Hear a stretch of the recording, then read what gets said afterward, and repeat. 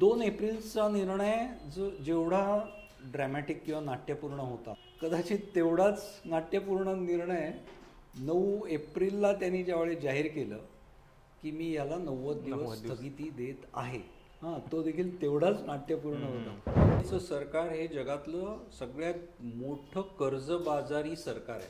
$36 trillion एवढं अमेरिकेच्या डोक्यावर कर्ज आहे. नंबर्स घेऊन जर बोलायचं झालं तर अमेरिकेच्या अर्थव्यवस्थेमध्ये प्रचंड ताणतणाव आहेत.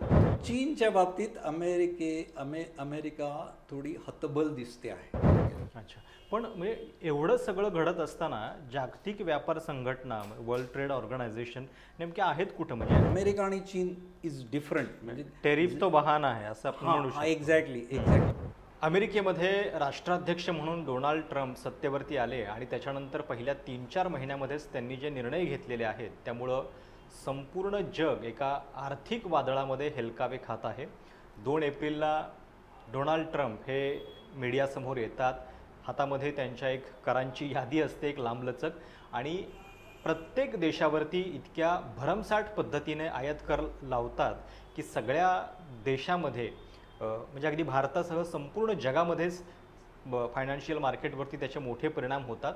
आणि हे नेमकं काय घडतं आहे, अमेरिकेला असं का करावंसं वाटतं आहे? संपूर्ण जग एका आर्थिक महायुद्धाच्या उंबरठ्यावरती आहे का? अशा अनेक प्रश्नांची चर्चा सध्या सुरू आहे. 2 एप्रिलला त्यांनी हा निर्णय घेतला. त्याच्यानंतर अमेरिकेमध्ये सुद्धा प्रचंड जनक्षोभ रस्त्यावरती पाहायला मिळाला आणि तुर्तास मग हा निर्णय जो आहे तो ट्रम्प यांनी 90 दिवसांसाठी थांबवलेला आहे. म्हणजे हे आर्थिक वादळ तुर्तास पॉज बटनवरती गेलेलं आहे असं म्हणायला हरकत नाही आहे. पण नक्कीच पुढं नेमकं काय होतं आहे याची पण उत्सुकता आहे.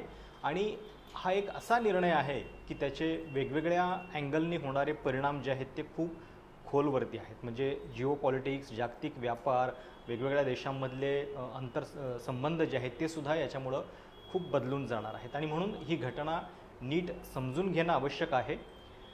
भारताच्या दृष्टीने याचे नेमके काय परिणाम होणार आहेत आणि भविष्यामध्ये आपल्याला कुठल्या संकटासाठी तयार राहावं लागणार आहे हे पण नीट याच्यातून आपल्याला समजून घ्यावं लागेल. आणि म्हणूनच या संदर्भात एक विशेष बातचीत करण्यासाठी आत्ता माझ्यासोबत या अर्थविषयामध्ये सातत्यानं लिखाण करणारे, अर्थ आणि अन्वयार्थ नावाचा त्यांचा कॉलम पण प्रसिद्ध आहे, आणि अर्थतज्ञ म्हणून काम करणारे संजीव चांदोरकर आत्ता माझ्यासोबत आहेत. सर, 2 एप्रिलला जो काही रेसिप्रोकल टॅरिफचा बॉम्ब डोनाल्ड ट्रम्प यांनी टाकला त्याच्यानंतर एक मोठं वादळ सगळ्याच देशांमध्ये आपल्याला पाहायला मिळालं. आणि आता तुर्तास त्यांचा हा जो निर्णय आहे तो 90 दिवसांसाठी त्यांनी होल्डवरती ठेवलेला आहे. काय नेमकं याचे परिणाम होऊ शकतात आणि आत्ता जो 90 दिवसांचा पॉज त्यांनी दिलेला आहे त्याचा अर्थ नेमका कसा लावायचा? गेल्या अनेक दशकांची जागतिक अर्थव्यवस्था, जागतिक व्यापार, जागतिक भांडवलाची गुंतवणुकीचं क्षेत्र ह्याची एक घडी बसलेली होती. आणि डोनाल्ड ट्रम्प यांनी राष्ट्राध्यक्षपदाची निवडणूक जिंकल्यानंतर काहीतरी मोठं घडणार आहे याची आशंका सगळ्यांनाच होती जगामध्ये. आणि त्यांनी 2 एप्रिलला जे आयात कर जाहीर केले त्यांनी हलकल्लोळ नक्कीच उडवला. कारण ते आयात कर, जरी अपेक्षा होती की आयात कर वाढणार आहेत, ते एवढे वाढतील अशी तयारी जगाची नव्हती. त्याच्यामुळे तुम्ही बघाल की स्टॉक मार्केट कोसळली, वॉल स्ट्रीट पासून ते दलाल स्ट्रीट पर्यंत वगैरे. 2 एप्रिलचा निर्णय जेवढा ड्रॅमॅटिक किंवा नाट्यपूर्ण होता, कदाचित तेवढाच नाट्यपूर्ण निर्णय 9 एप्रिलला त्यांनी ज्यावेळी जाहीर केलं की मी याला 90 दिवस स्थगिती देत आहे, तो देखील तेवढाच नाट्यपूर्ण होता. परत सगळी स्टॉक मार्केट वर उसळली वगैरे वगैरे. तुमचा प्रश्न मला खूप ह्याचा वाटतो, म्हणजे की का झालं असेल. काही थिअरीज आहेत. एक, ट्रम्प शासनातील जे प्रवक्ते आहेत त्यांनी त्याच्यानंतर अशी मल्लीनाथी केली की इट वॉज प्री प्लान, हे आमचं ठरलेलं होतं. बरं. 2 तारखेला ते जाहीर करणं आणि नंतर त्याला स्थगिती देणं. हां, त्यांचे शब्द वेगळे असतील पण मतितार्थ तोच होता. बरं. मला स्वतःला त्यात तथ्य वाटतं अशासाठी की 2 एप्रिलला आयात कर जाहीर झाल्यानंतर त्यांनी असं जाहीर केलं होतं की आम्ही अनेक देशांशी वाटाघाटीत करायला तयार आहोत किंवा त्यांचे काय प्रतिसाद येतात इतर राष्ट्रांचे. बरं. इतर राष्ट्रांनी देखील अमेरिकन वस्तुमाल आयातीवरचे आयात कर कमी करावेत, मग आम्ही ते रिकॅलिब्रेट करू, असं एकंदर हे होतं. तर ह्या वाटाघाटी सुरू झालेल्या होत्या आणि आज देखील आहेत भारतासकट. म्हणजे भारताची पण अमेरिकेबरोबरच्या वाटाघाटी सुरू आहेत करारासाठी, व्यापार करारासाठी, ट्रेड ॲग्रीमेंट ज्याला म्हणतात. तर एक नक्की आहे की आयात कर जाहीर केले ते मागे नाही घेतलेले, ते आहेत. पॉज बटन आहे, तलवार आहे, लटकती तलवार आहे. ती तलवार अनेक राष्ट्रांमध्ये ज्या काही वाटाघाटी सुरू आहेत अमेरिकेबरोबर, त्यांची जी काही प्रस्तावांची देवाणघेवाण सुरू आहे, बॅकडोर निगोशिएशन्स, त्या वाटाघाटींच्या टेबलवरती सगळ्या राष्ट्रांचे प्रतिनिधी म्हणजे अमेरिकेची वाटाघाटी करताना सतत त्यांची एक नजर वर असणार आहे की अरे हे 90 दिवसाचीच विंडो आहे आपल्यासाठी. बरोबर. आणि अमेरिकेला किंवा ट्रम्प ॲडमिनिस्ट्रेशनला जे काही खुश करायचं आहे ते ह्या 90 दिवसातच करण्याचं दडपण त्या देशांवरती आहे, म्हणून ती त्याला स्थगिती दिली आहे असं माझं एक परसेप्शन आहे. बरं. ओके, ती मागे नाही घेतलेली आहे. म्हणजे हा सगळ्यात महत्त्वाचा, आपल्यावरती 26% कराची ती तलवार आहे. हे भारताचे जे व्यापार प्रतिनिधी ट्रम्प किंवा अमेरिकेच्या व्यापार मंत्रालयाच्या अधिकाऱ्यांबरोबर ज्या वाटाघाटी करत आहेत ते सतत एक नजर वर बघून की अरे ही तलवार जर वाटाघाटी फिसकटल्या 90 दिवसाच्या आत आपण ट्रम्प ॲडमिनिस्ट्रेशनला जे पाहिजे ते जर हे करू शकलो नाही तर 90 दिवसानंतर म्हणजे काय ते 9 जून वगैरे जे काय येणार असेल ते त्यावेळी ते 26-27% आपल्याला लागू होणार. ही टांगती तलवार आहे. म्हणजे वाटाघाटी लक्षात घ्या, मला काय म्हणायचं की वाटाघाटी ज्या देवाणघेवाणीच्या स्पिरिटमध्ये ज्या व्हायला पाहिजेत त्या न होता सतत एका दहशतीखाली, दडपणाखाली होतील, हा एक मुद्दा आहे. हे एक झालं. दुसरा मला असं वाटतं की सगळ्यात महत्त्वाचं कारण स्थगिती देण्याचं जे आहे ते आहे की व्यापार कर वाढवल्यानंतर जो काही हलकल्लोळ झाला तो फक्त दुसऱ्या देशांमध्येच झालेला नाही आहे.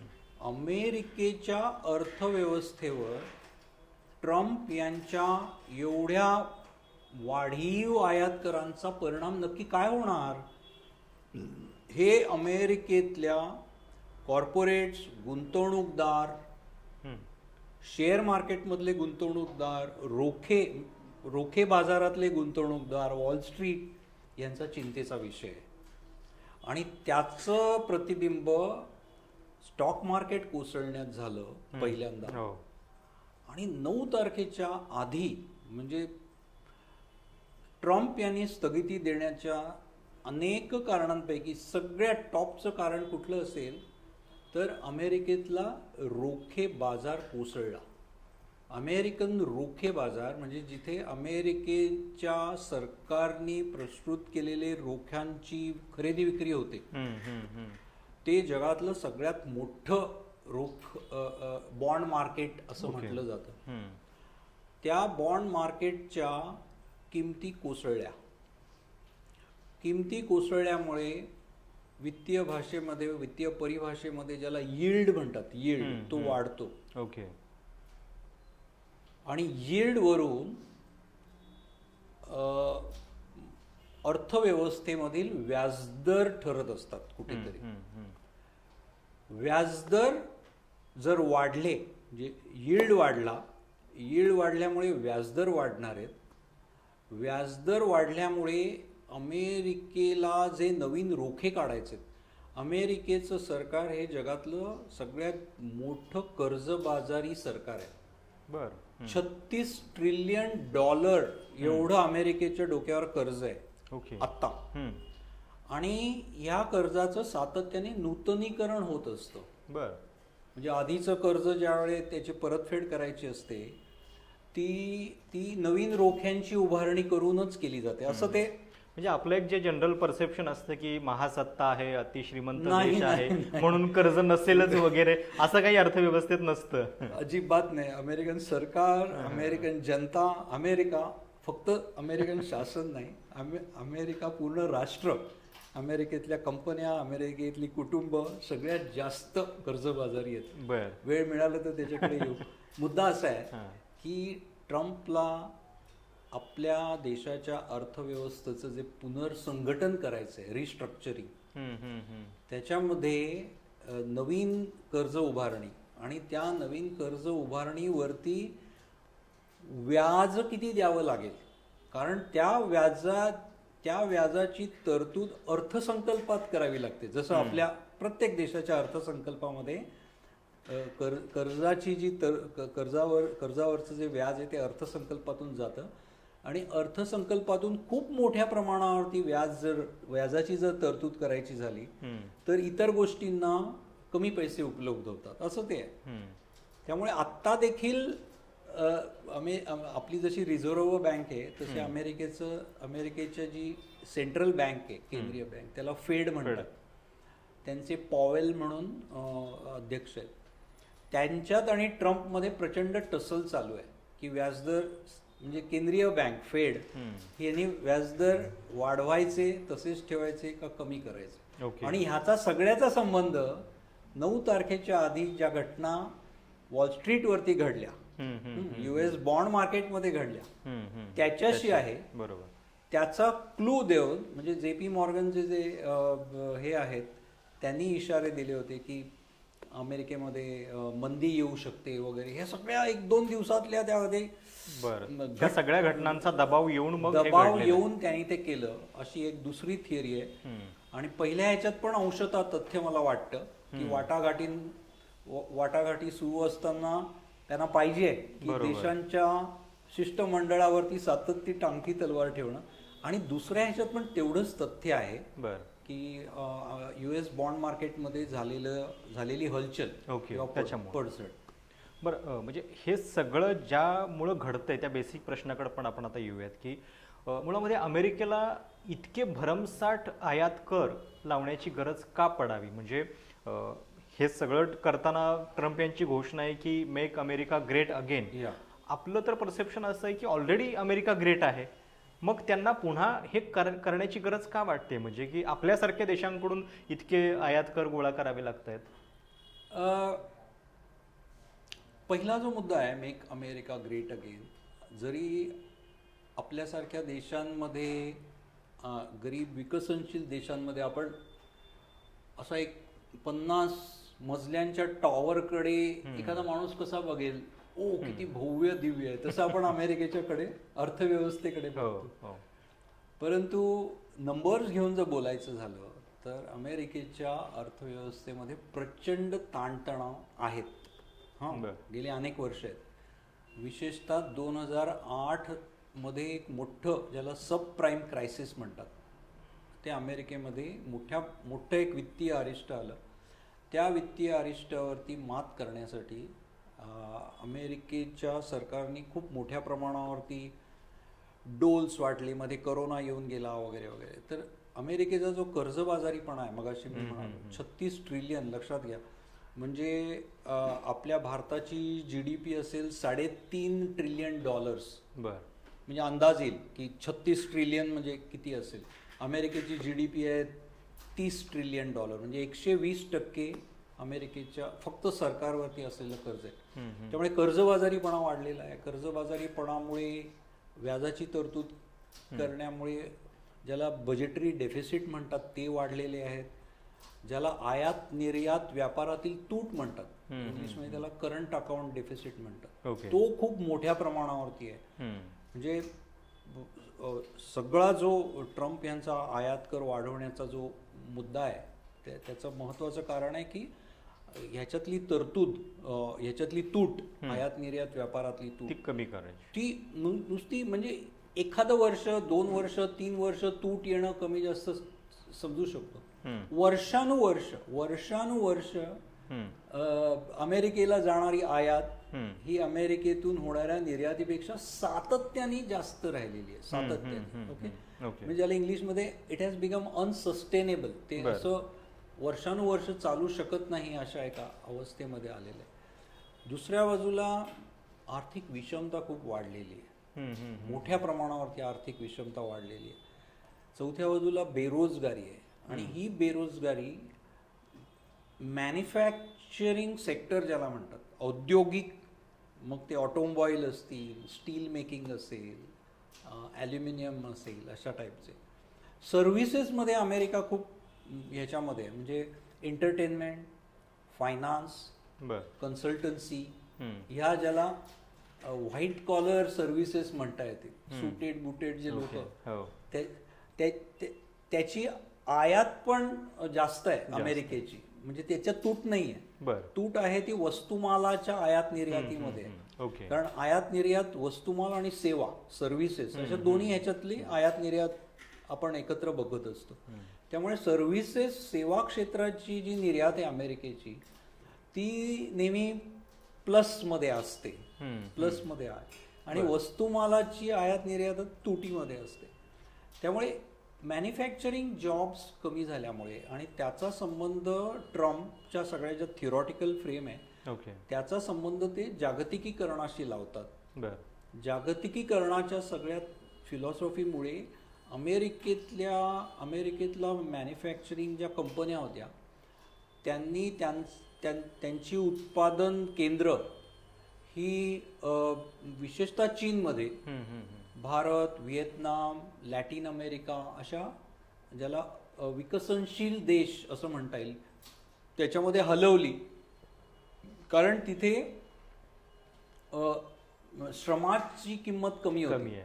मानवी श्रम म्हणजे ज्याला वेजेस म्हणतात, वेज लेवल कमी असल्यामुळे. आणि ॲपलचं, आयफोनचं उदाहरण घ्यायचं झालं तरी त्याचं मॅन्युफॅक्चरिंग बाहेरच. एक्झॅक्टली. आणि पर्यावरण विषयक कायदे शिथिल, ह्या दोन गोष्टी कॉर्पोरेट्सना, संघटित क्षेत्रातल्या कंपन्यांना दोन गोष्टी जाचतात. एक म्हणजे एन्व्हायरमेंटल जे कंप्लायन्सेस करायचे असतात त्याची किंमत खूप जास्त असते. त्याच्यामुळे त्यांचा उत्पादन खर्च वाढतो. उत्पादन खर्च वाढल्यामुळे नफ्याची पातळी कमी होते. आणि दुसरा जो त्यांच्यावरती आघात करणारा गोष्ट असते ती आहे मानवी श्रमाची किंमत, वेज लेवल. त्यामुळे जागतिकीकरणानंतर खूप मोठ्या प्रमाणावरती अमेरिकेतून मॅन्युफॅक्चरिंग कंपन्यांनी जिथे मानवी श्रम कमी आहेत आणि जिथे पर्यावरणीय हे शिथिल आहेत अशा ठिकाणी सगळा हे हलवला. त्याच्यातून अमेरिकेतलं हे कमी झालं. अमेरिकेमध्ये मॅन्युफॅक्चरिंग सेक्टरमध्ये मोठ्या प्रमाणावरती गौरवर्णीय आहेत, मिडल एज, आणि त्यांच्या नोकऱ्या गेल्यामुळे, नोकऱ्या कुठे आहेत ज्याला कोस्टल स्टेट्स म्हणतात, न्यूयॉर्क पासून ह्या इकडच्या कोस्ट पासून ते कॅलिफोर्निया वगैरे, IT, मीडिया, फायनान्स असे. पण ज्याला ब्लू कॉलर वर्कर्स म्हणता येईल त्यांचे जॉब्स मोठ्या प्रमाणावरती गेले. आणि हे सगळे नागरिक ट्रम्पचे पाठीराखे सातत्याने गेली 10 वर्ष. ओके. त्यामुळे ट्रम्पची सगळी जी काय आत्ताच्या घोषणा आहेत गेल्या 3 महिन्यातल्या, he is addressing his political constituency. त्यांना खुश करण्यासाठीच. नुसतं खुश नाही, म्हणजे मी ट्रम्पना ह्याच्यासाठी हे करीन की त्यांची मांडणी त्याच्यामध्ये एक सातत्य आहे. म्हणजे आपण टीका करू, म्हणजे ती टीका करण्याच्या लायकीचीच आहे.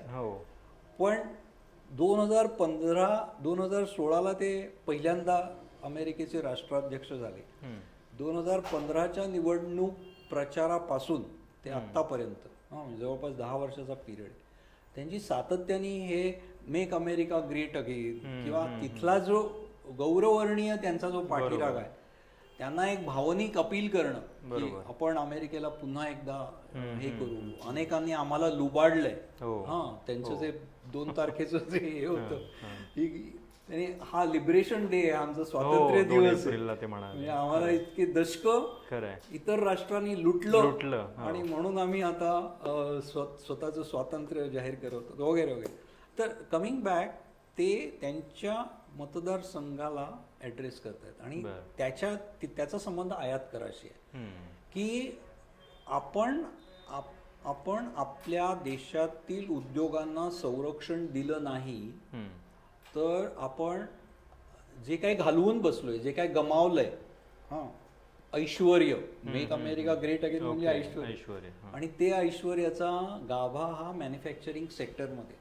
त्यामुळे ते मॅन्युफॅक्चरिंग सेक्टर पुनर्स्थापित करणं, आणि ते तेव्हाच होऊ शकतात ज्यावेळी बाहेरून येणारा आयात माल तुलनेने आपण महाग करू.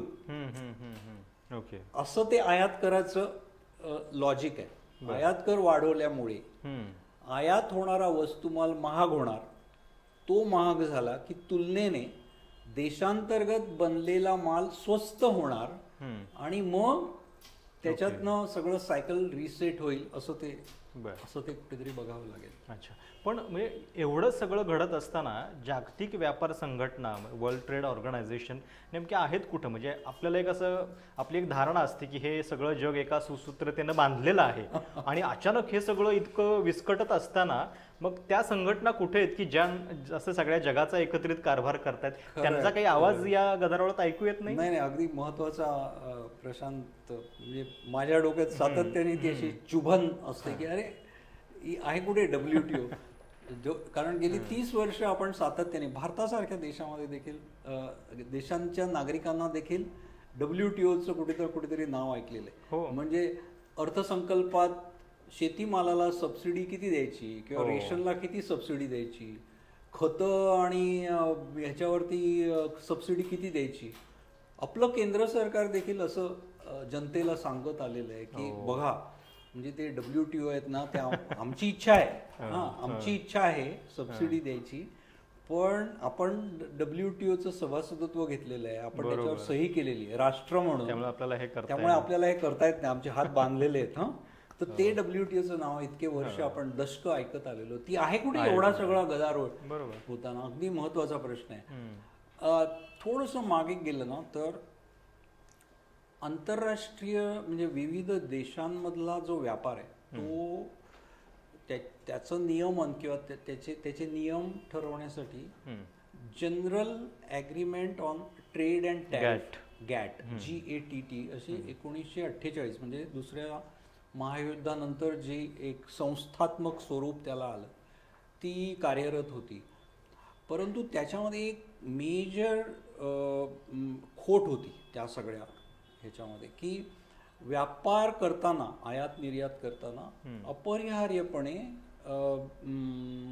तंटे यायचे, disputes, trade disputes, it's very common. प्रत्येक राष्ट्राचं हित आहेच. आणि मतभेद, प्रत्येकाचे हित, आणि गॅटच्या अंतर्गत हे तंटे मिटवण्याची कुठली यंत्रणा नव्हती.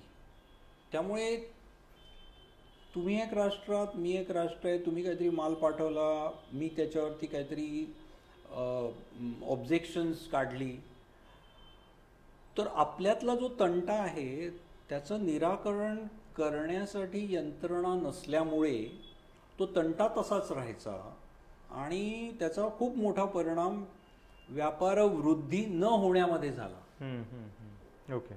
त्याच्यातनं जागतिक व्यापार संघटनेसारखी संकल्पना पुढे आली की लुक हिअर, म्हणजे गॅट सारखं एक ढिसाळ फ्रेमवर्क आपल्याला पुढे घेऊन जाणारं नाही,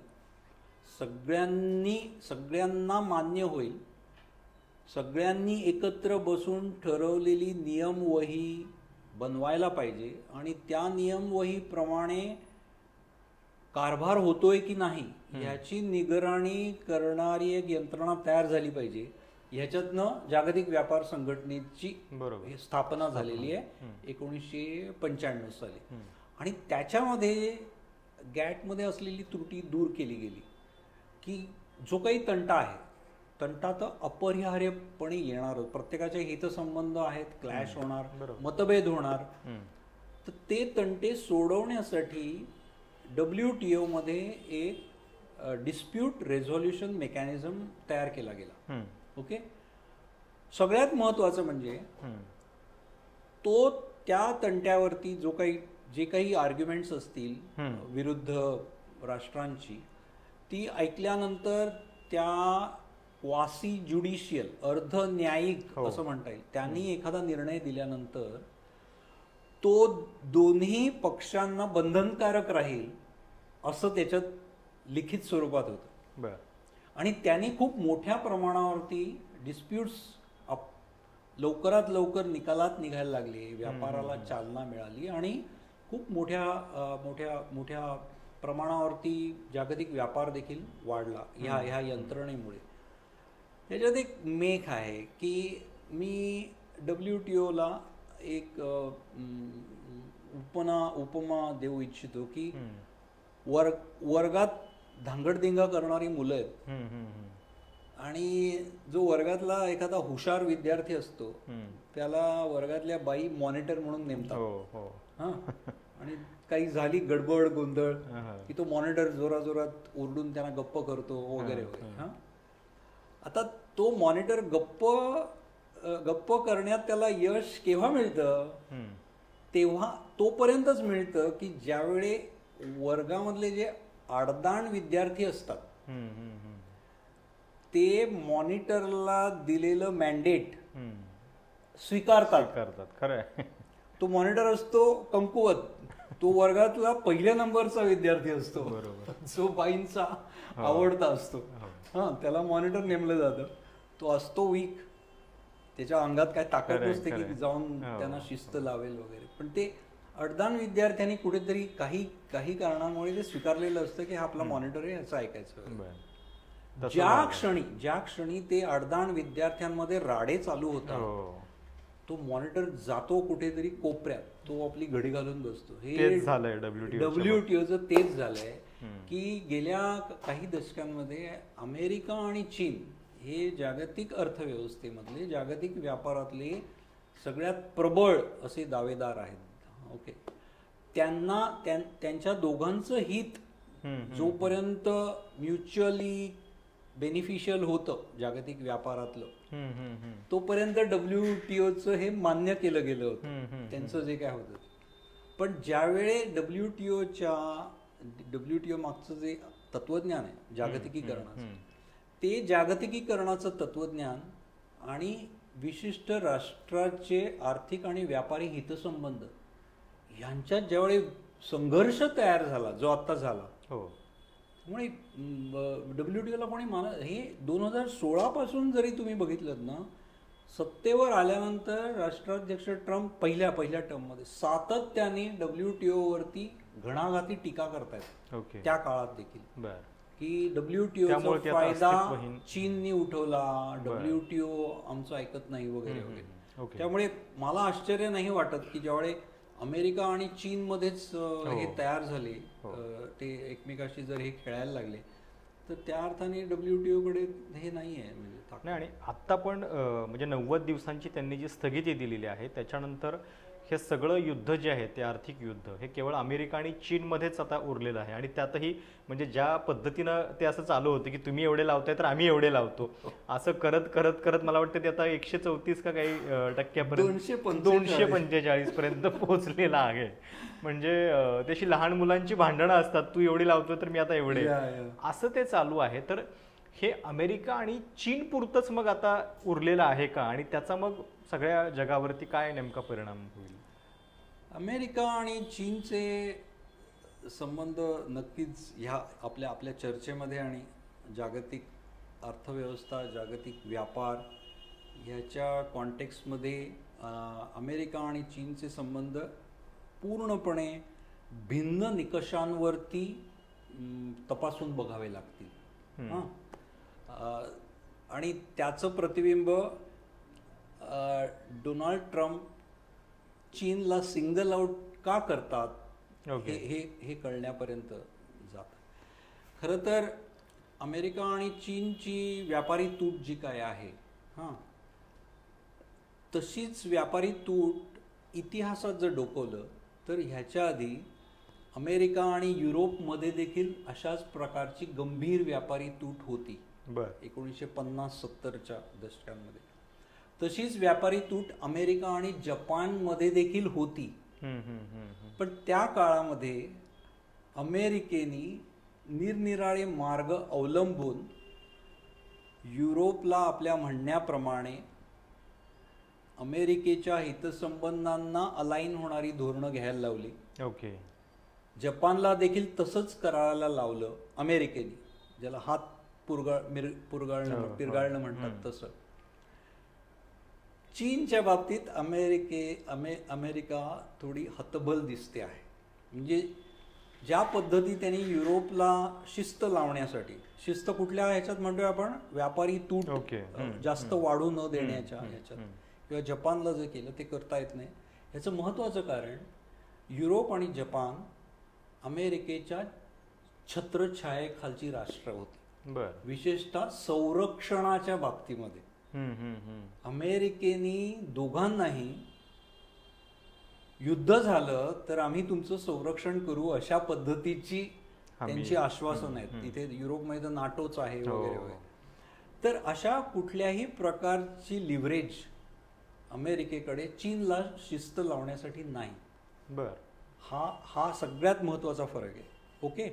चीनला कुठल्या ह्याने हात पिरगळायचा, ट्रिगर नाही अमेरिकेच्या हातामध्ये ट्रिगर नाहीये. राईट. ओके. दुसऱ्या बाजूला चीन हा म्हणजे अमेरिका जगातला एक शीर्षस्थानी, ज्याला हेजेमोनिक म्हणतात, प्रभुत्व, की मी आहे, मी सर्व जगाचा नियंता वगैरे, असं जे सगळं अमेरिकेचं गेल्या 80 वर्षाचं आहे, त्याला चीन विविध बाजूनी आव्हान देतोय. म्हणजे लष्करी सामर्थ्य, चीनचे जे बेल्ट अँड रोड इनिशिएटिव्ह वगैरे सारखे जे प्रकल्प आहेत, त्याच्यातनं खूप मोठ्या गरीब आणि विकसनशील देशांबरोबर त्यांनी आर्थिक बंध तयार केलेले आहेत. भांडवल गुंतवणूक, तंत्रज्ञान, अमुक तमुक. तिसऱ्या बाजूला चीननी नवतंत्रज्ञान, ज्याला न्यू टेक्नॉलॉजी म्हणतात, त्याच्यामध्ये खूप मोठ्या प्रमाणावरती गुंतवणुकी करून आज चीन अमेरिकेच्या खांद्याला खांदा घासू बघतोय. त्यामुळे अनेक अर्थाने चीन हा अमेरिकेला आव्हान देईल अशी परिस्थिती आहे. त्यामुळे अमेरिका आणि चीनचा जो रस्सीखेच आहे ती फक्त आयात कर 245 का 145 हे नाहीये, ती फ्रंट आहे. ती आयात करांचा वाद हा एक फ्रंट आहे. पण अमेरिका आणि चीन मधले वाद हे लष्करी सामर्थ्याचे आहेत, हे प्रभुत्ववादाचे आहेत. पृथ्वीवरच्या कुठल्या भूभागावरती कोणाचं नियंत्रण असणार ह्याच्यावरचे आहेत. तंत्रज्ञानामध्ये जी काही स्पर्धा सुरू आहे त्याच्यामध्ये कोण जिंकणार ह्याच्याबद्दलचे. त्यामुळे म्हणून मी म्हणालो की अमेरिका आणि चीन इज डिफरंट. म्हणजे टेरिफ तो बहाना आहे असं आपण म्हणू शकतो. एक्झॅक्टली. आणि चीन एवढ्या स्मार्टली सगळं करतोय की चीनला 2015-16 मध्ये तुम्हाला आठवत असेल तर, आत्ता जसं अनेक राष्ट्रांच्या वरती ट्रम्प यांनी आयात कर लावले ना, 2016 मध्ये फक्त चीनवरती वाढवले होते. इतर राष्ट्रांना हात नव्हता लावला. आणि तेव्हापासून चीनच्या हे नक्की कुठेतरी त्यांनी केलं असेल की आज ना उद्या आपल्याला अमेरिकेबरोबर शोडाऊन होणार आहे ह्या सगळ्या ह्याच्यामध्ये. त्यामुळे अमेरिकेने गेल्या 10 वर्षामध्ये अतिशय पद्धतशीरपणे चीनमधून अमेरिकेला जी आयात व्हायची, चीनच्या एकूण निर्यातीमध्ये अमेरिकेला केलेल्या निर्यातीचा वाटा 22 का 24% होता 10 वर्षापूर्वी. तो अतिशय पद्धतशीरपणे कमी आणून आता 13% आणलेला आहे चीनने. म्हणजे चीनचं आंतरराष्ट्रीय व्यापारात मधलं अमेरिकेवरचं अवलंबित्व त्यांनी कमी केलं. चीनचे खूप मोठ्या प्रमाणावरती अमेरिकेच्या रोख्यांमध्ये गुंतवणुकी होत्या, जवळपास $1100 बिलियन. त्यांनी 1/3 कमी केल्यात त्या. आणि मगाशी म्हणालो त्याप्रमाणे तंत्रज्ञान आणि ह्याच्यावरती ज्याला आत्मनिर्भर म्हणजे आपल्याकडचा शब्द वापरला, त्यामुळे चीननी बऱ्यापैकी तयारी केलेली आहे, होमवर्क केलेली आहे. आणि ते एका रात्रीत नाही. म्हणजे हे युद्ध आपल्याला लढावं लागणार आहे ह्याची तयारी पहिल्यापासून होती. चीन तुम्हाला दिसेल की सतत ज्याला टिट फॉर टॅट म्हणतात त्याच भूमिकेत त्या ह्याच्यामध्ये. एकच मिनिट अजून घेतो मी अमेरिका आणि चीनच्या बाबतीमध्ये. हे फेस व्हॅल्यूवरती मी तरी घेत नाहीये. बरं. म्हणजे दोन मल्ल आखाड्यात उतरल्यानंतर जसे शड्डू बिड्डू ठोकतात, आरोळ्या फेकतात ना, एकमेकांची ताकद आजमावतात. I think you have use the right word. मला असं वाटतं ही एक थिअरी आहे की हे आजमावणं चालू आहे आणि आज ना उद्या दोघांनाही माहिती आहे की हे नाही चालू शकत, असं म्हणजे लॉकिंग हॉर्न्स म्हणतात ना. त्यामुळे आणि ट्रम्पची एकंदर जी इकॉनॉमिक फिलॉसॉफी आहे त्याला डील मेकर असंच म्हणतात. Trump बिलीव्ज in deal, transactional. त्यामुळे आज ना उद्या ते चीन बरोबर कुठल्या ना कुठल्या प्रकारे समझोता करतील. म्हणजे जरुरी नाही की कोणीतरी पडतं घेईल आणि कोणतरी, जरुरी नाही, it can be on equal footing. पण भूभाग वाटून घेतले जातील. ओके तू बाबा साऊथ चायना सी जे आहे ते ठीक आहे, आम्ही दखल देत नाही, तू युरोप आणि ह्याच्यात काही करू नकोस किंवा वगैरे वगैरे असं. आणि इन्क्लुडिंग रेअर अर्थ घ्या ना, रेअर अर्थ म्हणजे जी खनिजे आहेत सगळे चीनकडे, ती सगळी चीनकडे. आणि अमेरिकेच्या अनेक उद्योग विशेषतः नवतंत्रज्ञानाचे सगळे त्याच्यावर अवलंबून.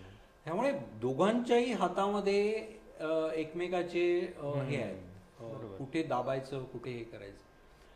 त्यामुळे I will not be surprise की few months down the line त्यांच्यामध्ये एक प्रकारचा समझोता होईल ह्याचा. त्याच्यामुळे आपण अमेरिका आणि चीनकडे बघताना निरीक्षक म्हणून आणि हे म्हणून की ते फेस व्हॅल्यूवरती घेऊ नये असं माझं. हळूहळू जसा वेळ जाईल आणि तुम्ही बरोबर शब्द वापरलात, आता आजमावणं चालू आहे. बरोबर. नाही पण म्हणजे सृष्टीची रचनाच अशी आहे की हा एक समतोल जो आहे तो साधला गेलेला आहे की कुणी एक जण दादागिरी करू शकत नाहीये, नाहीतर मग भलतंच काहीतरी घडलेलं असतं.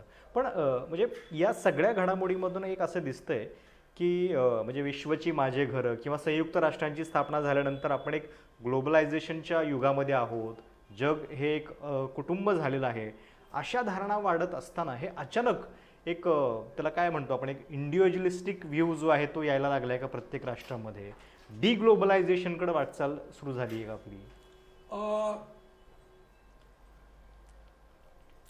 त्याच्या आधी जे काही ग्लोबलायझेशन आपण म्हणतोय ते आपल्या डोक्यात काय आहे हे मला असं वाटतं तपासून बघावं लागेल. ग्लोबलायझेशनचा अर्थ राष्ट्रात होणारा व्यापार असं जर म्हटलं जो आहे, तर तो व्यापार म्हणजे WTOची स्थापना होण्याच्या आधीपासून अगदी खुशकीच्या मार्गाने सिल्क रूट काय होता, त्याच्यामुळेच तो किंवा केरळमध्ये चीन पासून जहाजं आणि व्यापार व्हायचा आपला, ब्रह्मदेश, रंगून, सगळं डॉक्युमेंटेड. अरब राष्ट्रांशी, आखाती देशांशी खूप मोठा व्यापार वगैरे होता. त्यामुळे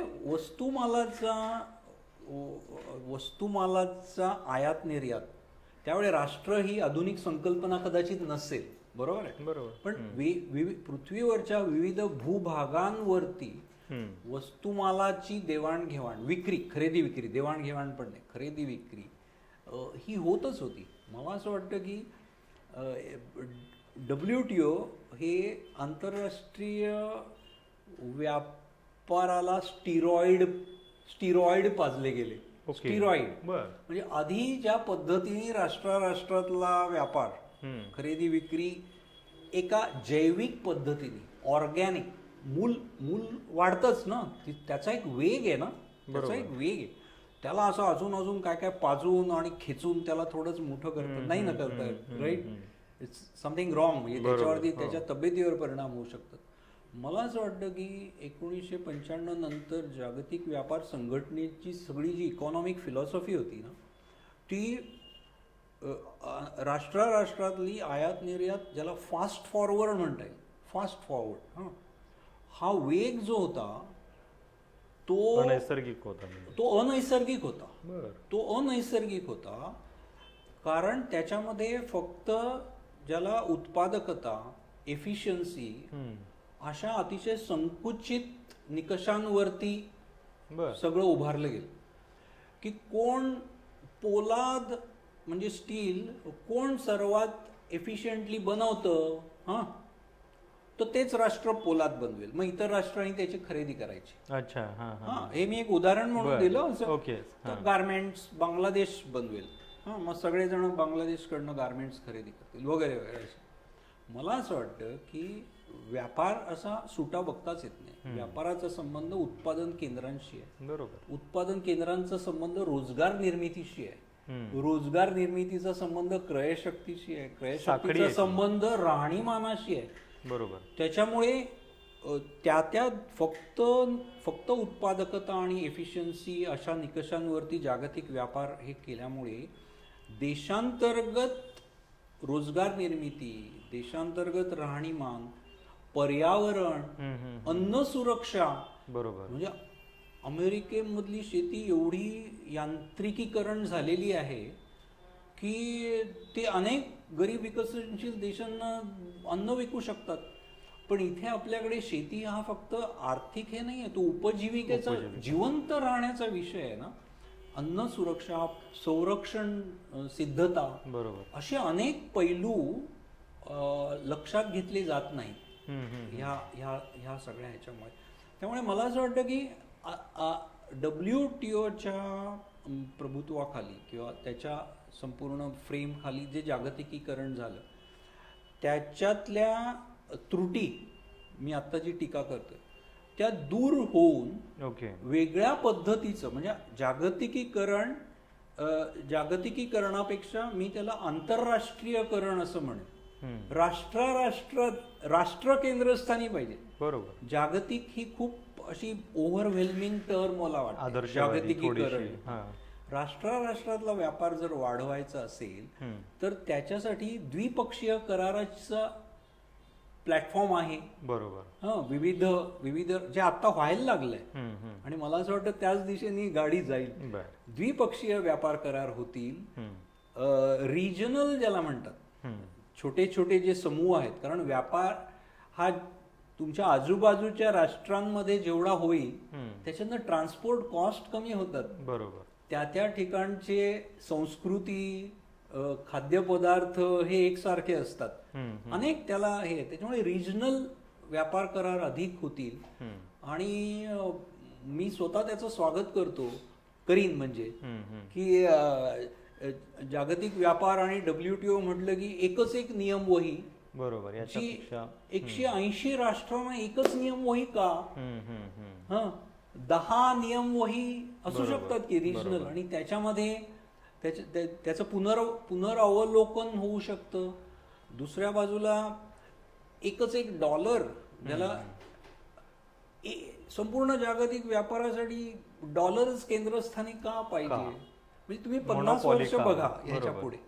ओके, विविध करन्सीमध्ये देखील व्यापार होऊ शकतो ना. बायलॅटरल व्यापार हा, जसं भारत आणि रशियाच्या आता प्रयोग झाला मध्ये, त्यांचं जे काही खनिज तेल आपण घेतलं ते रुबल आणि रुपयाच्या ह्याच्या. त्यामुळे I will let there be multiple formats, आणि राष्ट्रातला व्यापार थांबणारा नाही. कारण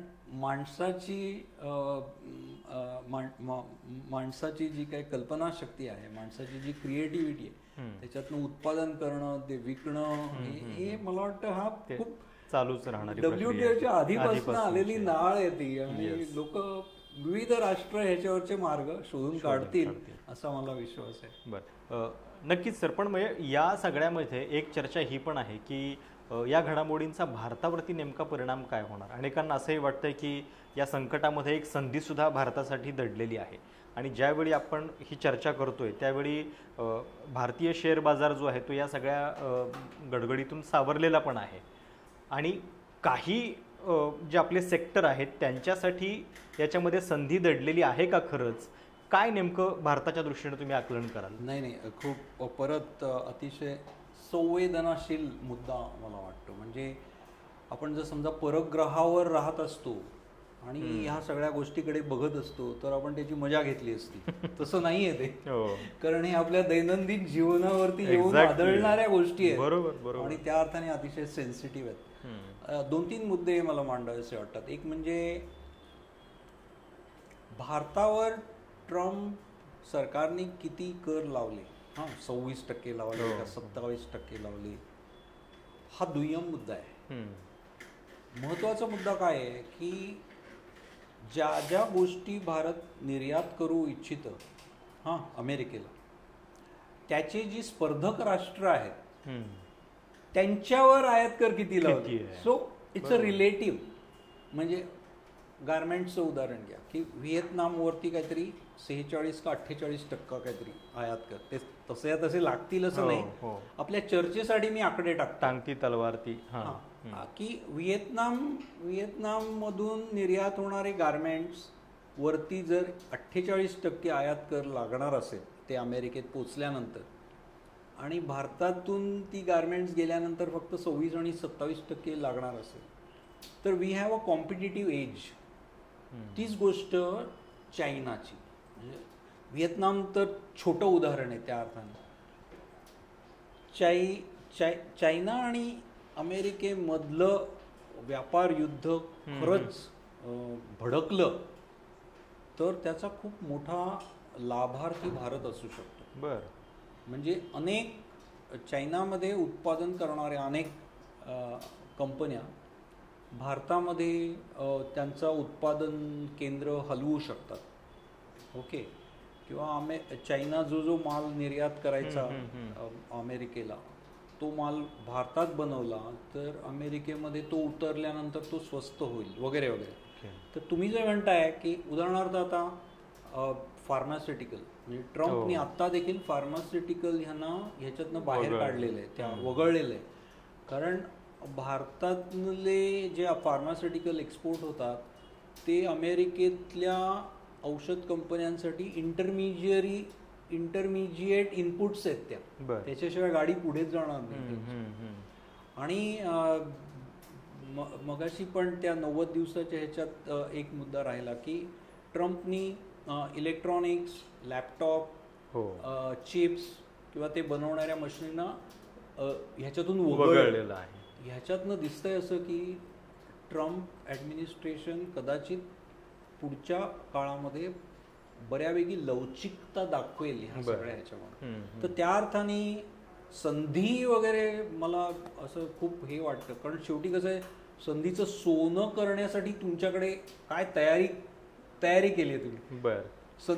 संधी आली आणि तुम्ही आपोआप त्याचं असं नाही आहे ना, त्याला यंत्रणा लागतात वगैरे वगैरे. पण आपल्या म्हणजे सरकारचा रिस्पॉन्स, आपल्याकडे ज्या पद्धतीची तयारी चालू आहे ती बघता काय वाटतं? म्हणजे ती समाधानकारक आहे? मला स्वतःला भारतीय नागरिक म्हणून असं वाटतं की भारत नको तेवढा ट्रम्प यांच्या ॲडमिनिस्ट्रेशन पुढे नको तेवढा झुकतोय. भारताच्या एकूण निर्यातीपैकी अमेरिकेला होणाऱ्या निर्यातीचा वाटा आहे ना, तो 15 का 18% आहे. म्हणजे एकूण निर्यात भारताची जेवढी होते तेवढी अमेरिकेला 15, 18, 20% धरूया, त्या दरम्यान आहे काय ते. मेक्सिको जो अमेरिकेचा शेजारी आहे त्याच्या एकूण निर्यातीपैकी 80% निर्यात अमेरिकेला होते. मी हे आकडे का देतोय की ट्रम्पनी समजा काही ह्या टाईपची बंधनं आणली वगैरे तर मेक्सिकोची अर्थव्यवस्था कोसळू शकते. कारण 80% निर्यात कॉन्सन्ट्रेशन रिस्क म्हणतात त्या. भारताची तशी स्थिती नाही आहे. बरोबर. असं असून देखील मेक्सिकोच्या ज्या राष्ट्राध्यक्ष आहेत, ज्या I think I forgot her name, ग्लॅडिओ असं, त्यांनी ज्या पद्धतीने ताठपणा दाखवून स्टँड घेतला. मला नाही दिसत भारतीय प्रवक्त्यांनी घेतलाय तसं. म्हणजे आपले व्यापार मंत्री आवाहन करतात की भारतीय नागरिकांनी ह्याच्या पुढे जास्तीत जास्त अमेरिकेत बनलेला माल खरेदी करावा. मला गरज नाही वाटत. म्हणजे भारताने आज संपूर्ण जिओ पॉलिटिक्स ह्याच्यामध्ये आणि आपलं स्थान, आपली सामर्थ्य स्थळं जोखून जेवढा फर्म स्टँड घेता येईल बरोबर तेवढं घेण्याची गरज आहे. कारण ट्रम्प सारख्या पर्सनॅलिटीज, ट्रम्प सारखी व्यक्तिमत्व, आणि ती व्यक्ती म्हणून नाही आहे, त्यांच्या ॲडमिनिस्ट्रेशनचंच एक व्यक्तिमत्व तयार झालेलं आहे. अशी व्यक्तिमत्व समोरच्याला आरोळ्या ठोकतात, दम देतात. तो समोरचा दबला तर ते अजून अंगावर धावून जाणार. बरोबर. पण समोरचा जर असा उभा राहिला, तू काय करायचं ते कर, तर तो स्वतःच कदाचित थोडीशी माघार घ्यायची शक्यता त्याच वेळेत तयार असते. मला हे म्हणजे हे थोडं बिगर आर्थिक स्पष्टीकरण आहे, पण मला ते महत्वाचं वाटतं त्या अर्थात. दुसऱ्या बाजूला अमेरिकेबरोबरच्या सगळ्या वाटाघाटींमध्ये सगळ्यात धोका काय वाटतो मला, की अमेरिकेतून शेतीमालाची जर आयात व्हायला लागली, तयार खाद्यपदार्थांची आयात व्हायला लागली, दुग्धजन्य पदार्थांची आयात व्हायला लागली, तर भारतातल्या मोठ्या लोकसंख्येच्या उपजीविकांवरती परिणाम होऊ शकतो पुढच्या काळामध्ये. हा मला सगळ्यात, बाकीचं ठीक आहे, मशिनरी, अमुक संरक्षण साहित्य, टेस्ला कारला किती आयात कर लावायचा वगैरे ठीक आहे, म्हणजे त्या वाटाघाटी होत राहतील. पण ज्या देशामधला मोठा जनसमूह ह्या सगळ्या ह्याच्यावरती अवलंबून आहे, मला तो एक मोठा रेड फ्लॅग, लाल बावटा वाटतो. त्याच वेळी ज्याला नॉन टॅरिफ निकष म्हणता येईल, नॉन टॅरिफ, आणि ते एकत्रच बघावे लागणार आहेत. की उदाहरणार्थ म्हणून मी परत म्हणतोय की सगळ्या सार्वजनिक चर्चा आहेत ना, त्या आयात कर केंद्री होत आहेत. खरं जे आहे ना ते बरंच व्यापक आहे. उदाहरणार्थ अमेरिकेची अशी मागणी होऊ शकते भविष्य काळात किंवा आत्ताच्या वाटाघाटी तयार आहेत की जेनेटिकली मॉडिफाईड ह्याला परवानगी द्या, भारतातल्या पेटंट ॲक्टमध्ये मॉडिफिकेशन करा, किंवा ज्याला डेटा लोकलायझेशन म्हणतात. आत्ताच्या भारताच्या कायद्याप्रमाणे भारतात तयार झालेला इलेक्ट्रॉनिक डेटा जो आहे, पेमेंट, बँक, क्रेडिट कार्ड्स, त्याचे सर्व्हर भारताच्या भूमीत ठेवायचं बंधन आहे. ओके, तर अमेरिकेच्या ह्या ज्या कंपन्या आहेत पेमेंट आणि त्यांना त्याच्यात सवलत हवी आहे. किंवा इव्हन इतर बाबतीत देखील, म्हणजे संरक्षण साहित्याची खरेदी, अमुक तमुक. तर हे मला म्हणजे भारताने आपले प्राधान्यक्रम ठरवण्याची गरज. 50 लाखाची टेस्ला कार घेणारे किती, म्हणजे लोकसंख्येत प्रमाण किती, ठीक आहे, काय सवलत बिवलत तुम्हाला काय करा, जे तुम्हाला जे हिताचं वाटतं ते करा. परंतु कोट्यावधी, अक्षरशः कोट्यावधी लोकांचे हितसंबंध, आर्थिक हितसंबंध, उपजीविकेचे हितसंबंध, त्यांना काय ग्रेट त्याच्यातनं नफे कमवून ते बंगले पण बांधणार नाही, जिवंत राहण्याचे प्रश्न. आणि दुसऱ्या बाजूला भविष्यातील न जन्मलेल्या पिढ्यांचे हितसंबंध, पेटंट ॲक्ट वगैरे, तर केवढा मोठा हे आहे.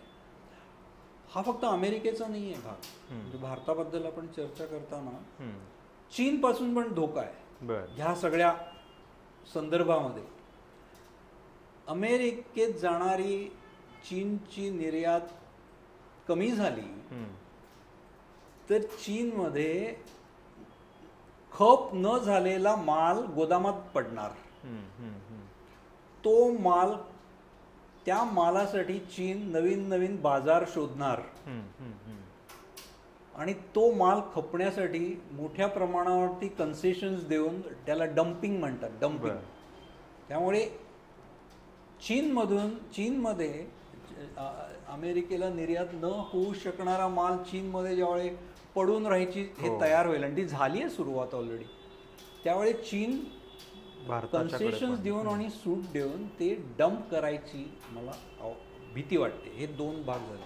ह्याच्यात नक्की करायचं काय? मला असं वाटतं की भारताने मगाशी मी जे रिजनल हे ह्याचा उल्लेख केला की भारताची 140 कोटीपेक्षा जास्त लोकसंख्या ही लायबिलिटी वाटते आहे, पण तो ॲसेट असू शकतो. हां, जर लोकांच्या उपजीविकांची साधनं तयार झाली मोठ्या प्रमाणावरती, शेती आणि ज्याला MSME क्षेत्र म्हणतात, लघु, आपल्याकडे 7 कोटी लघु उद्योग आहेत, MSME जे आहेत, MSME ज्याला म्हणतात 7 कोटी आहेत, मोठ्या प्रमाणावरती आहेत ना. वेतनमान फार नसेल पण आज लोकांना जगवण्याची एक किमान राहणीमान देऊ शकण्याची हे अशा पद्धतीचं क्षेत्र जर हे केली.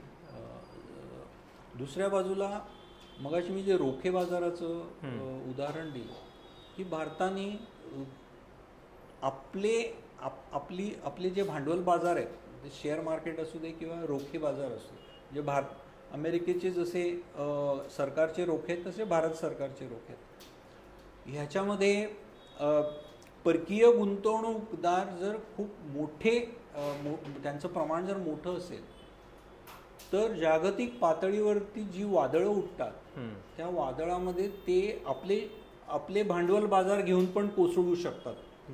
ह्याचा उल्लेख करण्याचं कारण म्हणजे 2 वर्षापूर्वी भारतीय रोख्यांमध्ये पहिल्यांदा परकीय गुंतवणूकदारांना परवानगी दिली गेली. त्यामुळे आत्ता तिथे जे काय झालं त्याची जर पुनरावृत्ती करायची नसेल, त्याच्यामुळे देशांतर्गत बँकिंग, फायनान्स, भांडवल बाजार, मी नाही म्हणत आहे की तुम्ही पूर्वीच्या सारखं कुंपणं घाला आणि कोणालाच प्रमाण, मुद्दा आहे प्रमाणाचा. बरोबर, ओके. की तुम्ही परकीय भांडवलाला 50% हे आणू परवानगी देता की 10-20 पर्यंतच देता, आणि हे सगळं हातात असतं केंद्र सरकारच्या, रिझर्व्ह बँकेच्या, सेबीच्या. त्यामुळे आत्ता ट्रम्प जरी कारणीभूत झाले असले तरी येणारा काळ हा अनिश्चिततेचा काळ असणार आहे. ओके. आणि त्या अनिश्चिततेच्या काळामध्ये आपापले गड सांभाळणं, त्यांची बांधबांधस्ती करणं, त्याची कुंपणं डागडुजी करणं, ते घट्ट करणं, मला असं वाटतं हे खूप महत्त्वाचं आहे. दुसऱ्या बाजूला भारत काय असा छोटू मोठू देश नाही आहे ना यार, राईट? म्हणजे सगळ्याच अर्थाने तर भारताने किमान पातळीवरती ज्याला सार्क राष्ट्र म्हणतात, साऊथ एशियाची, त्याचा एक साफ्ता म्हणून एक मध्ये प्रस्ताव येऊन गेला, सार्क फ्री ट्रेड ॲग्रीमेंट, साफ्ता. त्याचं पुनरुज्जीवन करायची गरज आहे. किंवा आता जी परिषद झाली बिमस्टेक, बे ऑफ बेंगॉल इकॉनॉमिक आणि टेक्नॉलॉजी कोऑपरेशन काहीतरी आहे, असे अनेक हे तयार होऊ शकतात छोटे छोटे आणि रिजनल बेसिसवरती आपल्या ह्या सगळ्या राष्ट्रांची सांस्कृतिक, डेमोग्राफिक नाळ आहेत गेल्या शेकडो वर्षांचे, काही हजार वर्षांचे. हे भांडवल असू शकतं. म्हणजे एशियन कंट्रीज ज्या आहेत, south east Asian, Malaysia, Singapore वगैरे, चीनी वंशाचे खूप मोठ्या प्रमाणात नागरिक त्या राष्ट्रांचे नागरिक आहेत. आणि चीननी अतिशय पद्धतशीरपणे एशियन गटाशी अनेक वर्ष व्यापारी आणि आर्थिक संबंध, त्याचा पाया त्यांच्या वांशिक ह्याच्याशी कुठेतरी, म्हणजे मी जे सांगतोय ते नवीन काहीच नाही आहे त्या अर्थाने. तर भारताने त्या मोठ्या भावासारखं अधिक प्रौढ ह्याच्याप्रमाणे मला असं वाटतं वागून ह्या सगळ्याकडे बघायला पाहिजे. आणि शेवटचा मुद्दा मी ज्याची तुम्ही आपल्या आत्ताच्या ह्याला जी प्रस्तावना केली की व्यापार किंवा व्यापारी संबंध असे सुटे कंपार्टमेंटमध्ये बघताच येत नाही राष्ट्रातले. भूराजनैतिक, सगळ्याच गोष्टी, लष्करी, आर्थिक, भांडवली गुंतवणुकीचे, डेमोग्राफिक. त्यामुळे भारताने ह्या सगळ्या गोष्टींकडे बघताना एक ज्याला वाईड स्पेक्ट्रम असे सगळे फक्त व्यापारकडे न बघता की ट्रम्पकडे वाटाघाटी करून त्या 26% कमी कसे करता येतील, हा अतिशय संकुचित त्या बरोबर एक लार्जर व्ह्यू त्याच्यात लार्जर व्ह्यू आणून मला असं वाटतं की भारताची जी सामर्थ्य स्थळं आहेत हां ती ओळखून ती जोखून मला असं वाटतं भविष्य काळाकडे बघण्याची आहेच आहे, ती पुढे आणण्याची गरज आहे म्हणजे आणि तो ते वाटतं असं की होईल व्हावं अशी इच्छा आहे. एक खूप मोठी आर्थिक घडामोड जागतिक पातळीवरती घडत असताना ती नेमकेपणानं सोप्या शब्दात समजून घेण्यासाठीचा हा प्रयत्न होता. सर खूप खूप धन्यवाद तुम्ही या चर्चेसाठी वेळ दिल्याबद्दल. आणि हे कुठंतरी अगदी आपल्या आंतरराष्ट्रीय सीमांच्या पलीकडे घडतंय म्हणून आपण शांत बसू शकत नाही, हे आपल्यापर्यंत कुठल्या ना कुठल्या स्वरूपामध्ये पोहोचत असतं, त्याचे चटके आपल्याला वेगवेगळ्या स्वरूपामध्ये पोहोचणार आहेत, म्हणून ही घडामोड जी आहे ती नीट समजून घेणं आवश्यक आहे. या संपूर्ण मुलाखतीबद्दल तुमच्या काय कमेंट्स आहेत, सूचना आहेत, आवर्जून कळवा. चॅनल सबस्क्राईब करायला विसरू नका. धन्यवाद.